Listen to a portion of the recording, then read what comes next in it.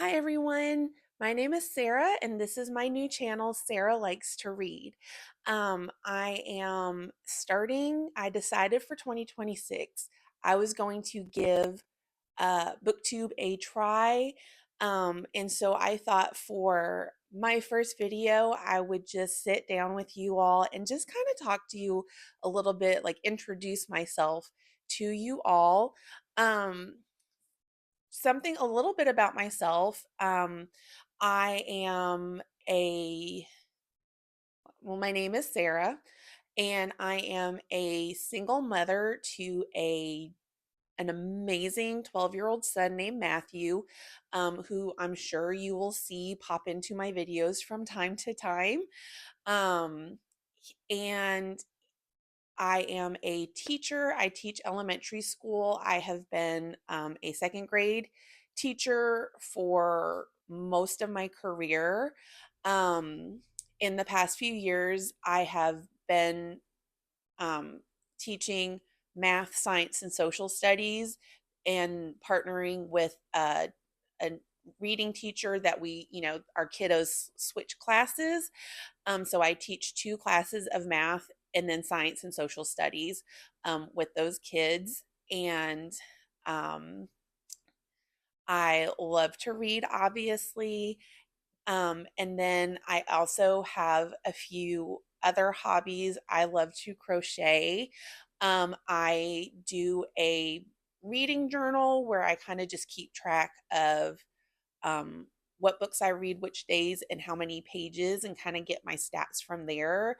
I am an analog data tracker. I prefer to do all of that on pen and paper versus digitally tracking. And I have recently, like as of yesterday, fallen in love with diamond painting. So that's another hobby that I'm excited to partner with my reading. And so I just love something about me is I am a homebody by heart. And so I love being surrounded by things that make me happy, like crocheting and journaling and now diamond painting and of course my books. So for this video, I Googled some questions to talk a little bit more about my reading tastes and my goals for this channel. So let's just get started. So the first question is, why did you start a booktube channel? So I have been around on Booktube for the past few years. I love to watch TBR videos. I love to watch book recommendation videos and book reading vlogs. But my most favorite thing about Booktube are reading sprints. I have made some really good friends on Booktube because of reading sprints. And so that is something that I am forever grateful for, especially as an introvert. Uh, not having to go out and meet people and still be able to make friends and friends that have things in common with me is just, it's been so great.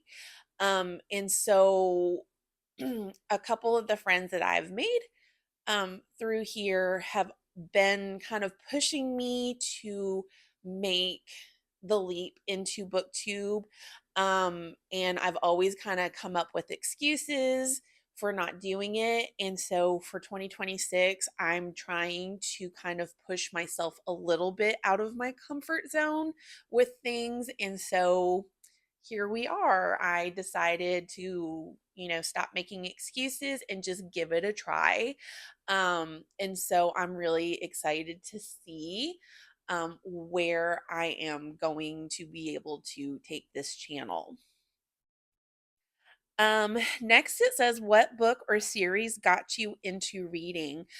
So I have loved reading since I mean, as far back as I can remember as a kid. I remember having like read aloud time in school. Books like Charlotte's Web and Island of the Blue Dolphins and The Indian in the Cupboard were some of my favorite books that I still, can remember, so many years later. and am forever grateful for having those teachers who knew the importance of getting kids to love reading. Um, Where the Red Fern Grows is my ultimate favorite book from childhood. I've reread it a few times as an adult and I still bawl my eyes out in that book. And so I just, am so thankful for having those teachers who inspired me to love reading. As I got a little bit older, I found out I have a love of series reading, reading books like The Babysitter's Club and following a group of characters through a long storyline. Just, absolutely love that. And so, even now, all those years later, as an adult, I still prefer to read series over anything else. Um, I feel like as I got into like college, high school and college, I really wasn't able to read books for me. Most of the books that I read were because of school assignments. And so when I graduated from college and first started teaching, it was reading was not something that I was really prioritizing. And then back in 2018, I kind of came across the Reese Witherspoon book club, the Hello Sun, I think it's Hello Sunshine. And at the time, Where the Crawdads Sing was like just everywhere, like blowing up everywhere. And so I picked it up and absolutely loved it. And then I picked up Big Little Lies because that TV show was really popular and I wanted to read the book. And it was like, I remembered how much fun reading was. And I was like, you know what? I need to make this a priority back in my life again. My son was, a little bit older. He didn't need me so much. He was, becoming more and more independent. And so I was able to set aside time for myself to read. And, I'm so glad that I did because reading has been such a big piece of my personality since I was a kid. And the next question is, what are you most excited about for your channel? And like I said, I'm just excited to kind of just putting myself out there, hopefully making even more friends in this community and like finding out what type of booktuber I am going to be. So I'm really excited about the discovery process um as a booktuber. So that's what I'm excited about. Okay. So next we have, what challenges do you anticipate with booktube? I feel like the biggest thing that's kind of kept me from starting my channel is being afraid of editing. And so I'm really hoping that it is something that I can do and be satisfied with. And then also just making sure that I make time to film. I don't know yet at this time if I'm going to do reading vlogs or not, or if I'm just going to, do TBR videos, but just, one, editing, making sure that I am putting out something that is good quality, and also just finding the time. Okay. So next it says, what kind of books do you like to read? Like genres or tropes? So I already mentioned before, I do prefer to read books in a series because when I fall in love with characters, I just don't want to say goodbye to them. And so the fact that I can stay with these characters for over multiple books and see like the overarching storyline is my preference. I would say primarily I am a fantasy romance reader. Um and I have been for the past few years. But I also enjoy fantasy, like just regular fantasy. I enjoy contemporary romance, mystery thrillers.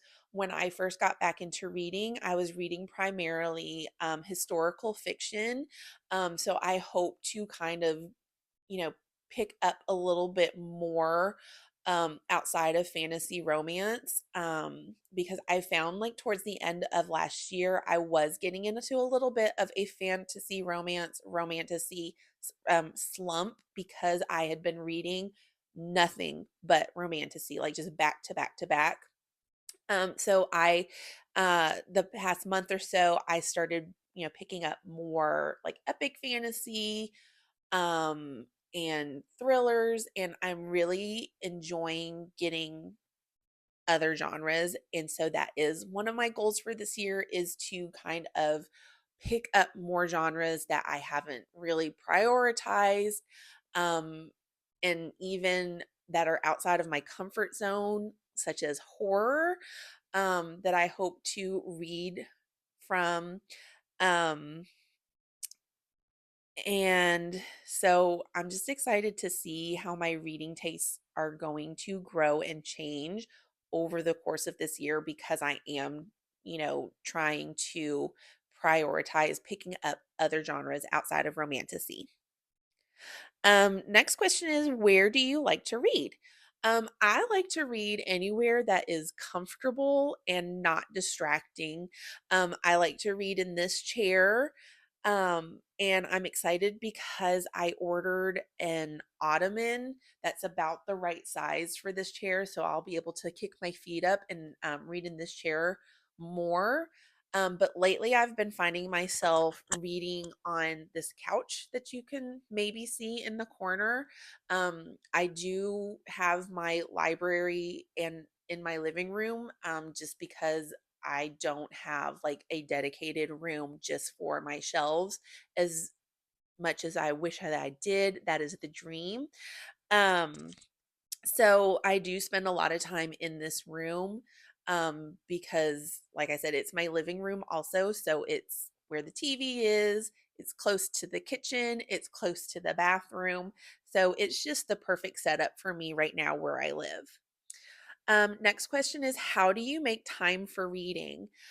So, like I said, when I started to get back into reading, I really at first had to make it a priority. And so at first it was like, from 7 o'clock to 8 o'clock, or as soon as I put Matthew down for bed, I'm reading for an hour, until it became like just a habit. And now, whenever I am home and I have, you know, done whatever tasks I need to get done, I sit down, I and read. I don't watch TV a whole lot.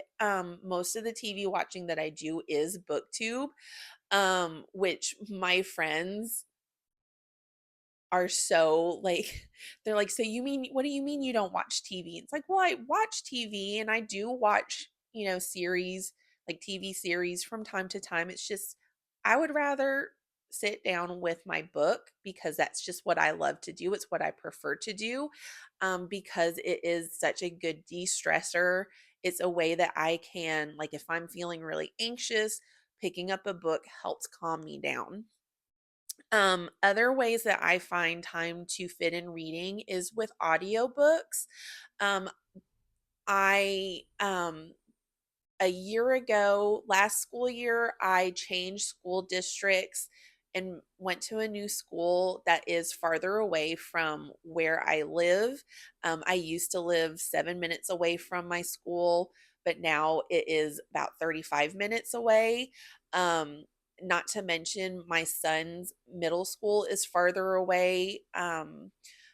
So I spend about a little over an hour each way per day. So an hour two in the morning and an hour in the evening, in my car. So as soon as I drop Matthew off at school, I switch to an audiobook and I'll listen to an audiobook from his school to my school. And then the same when I leave on my way to pick him up from school, I'm listening to an audiobook. Anytime I'm in the car by myself, I'm listening to an audiobook. When I'm doing dishes or cooking or any other kinds of chores, I'm listening to an audiobook. When I'm working on my hobbies like crocheting, journaling, I'm listening to an audiobook. So that's, if you feel like you don't ever have time to read, try out audiobooks. You might find that, that you really like it, and it's going to help you get books read. Because I am a firm believer that audiobook reading is still reading. Um, so yeah, give it a try. And next question says, are you a rereader? And the answer is yes, but I don't reread as much as I wish that I was. And so I am thinking about, picking a book to reread like every single month, like having in my TBR one book that I'm rereading. Because like, you know, I have all of these books. Like once I read them, what do I do with them? They're not just a book trophy. But it is, there are so many books that like I'm look at and it's like, man, I want to read you again. And so I think that for this year, I am going to prioritize rereads, at least one book a month. I think that's manageable. And it says, do you buy books to read or just for the aesthetic? And I 100% buy books to read. Um, but also a little part of me does buy it for the aesthetic, because I'm more excited to read a beautiful book than I am to read an ugly book. Um, Even if the book on the inside is the most beautiful thing, if it has an ugly cover, I'm not going to be as motivated to pick it up to read. But when I am all the books that are on my shelves that I have read, I even if I had an audiobook going along with it, I'm still reading along with, the book in my hand. So, yes, I feel like I do buy the books to read, even though as of right now, about 42% of my bookshelves are unread. But we're going to fix that this year. Next, we have, what's a book you'd recommend to everyone? And let me tell you, I have a stack, um, because I couldn't just pick one. The first two that I'm going to talk about are both completed series that I absolutely love. I have read and reread several times. We're going to go with my absolute favorite, which is the Throne of Glass series by Sarah J. Maas. Um, if you like fantasy with romance, but more focused on world building, this is epic. It has a huge cast of characters, and we get to have point of views as the series goes along. We get more and more point of views from the different characters, um, characters that you would lay down your life for. I recommend Throne of Glass. Next, we have the Lunar Chronicles series, which starts with Cinder. I recommend this one. It is YA. It is fairy tale retellings, starting with Cinder, which is a Cinderella retelling. But what's really interesting about this series and what I love so much about it is it is like a sci-fi blend. It's set in the future. Cinder is a cyborg, um, and the people of Earth are in conflict with people from the moon.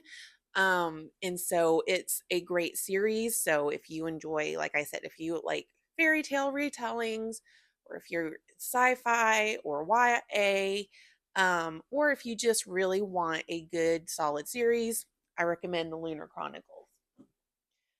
Um, let's see. Next, I have this. I read this one in last year based on the recommendation from my friend Katie at I Would Rather Be Reading. She screamed about this book from the rooftops, so I had to pick it up, and I'm so glad that I did. This is If It Makes You Happy by Julia Olivia. This is a standalone. I believe, as of right now, at least, I believe it's a standalone. I don't know if it will ever become a series. But it's small town romance, set in the 90s, and it gives major Stars Hollow vibes. So if you like Gilmore Girls, this is a great book to read. Um, another romance series that or a romance series that I really, really loved. I read the whole series, I think, in 2025, is the Rebel Blue Ranch series, which starts with Done and Dusted. This is a cowboy romance series set in a small town in Wyoming, and it follows the Ryder family. Um, you will fall in love with this family and wish that you were a part of this family. There are 4 books. This is a completed series. There are 4 books. So there's a trope for everyone. So I love this series. Highly recommend it. Another series that I really enjoy, um, but I don't feel like I see enough people talking about this series, um, is the Finley Donovan series, which starts with Finley Donovan is Killing It. It is a like a cozy mystery, I would say, but hilarious. Um, if you love shenanigans, this is a great series to read.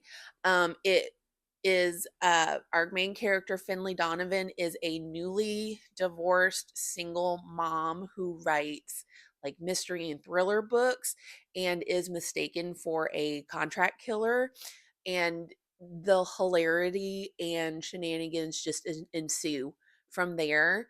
This is a great series. This one is not finished. The 6th book, I believe, 5th or 6th book in the series is coming out this year, and I cannot wait to continue with Finley and Vero, her nanny.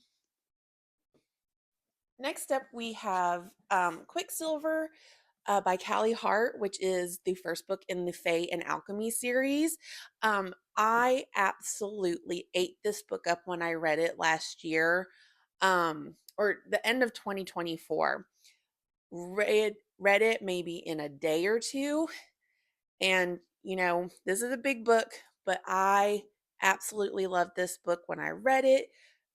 Kingfisher, the male main character, is a shadow daddy, and he has a really sarcastic way of dealing with people, which I absolutely love. Um, Loved this. I read Brimstone um, in 2025.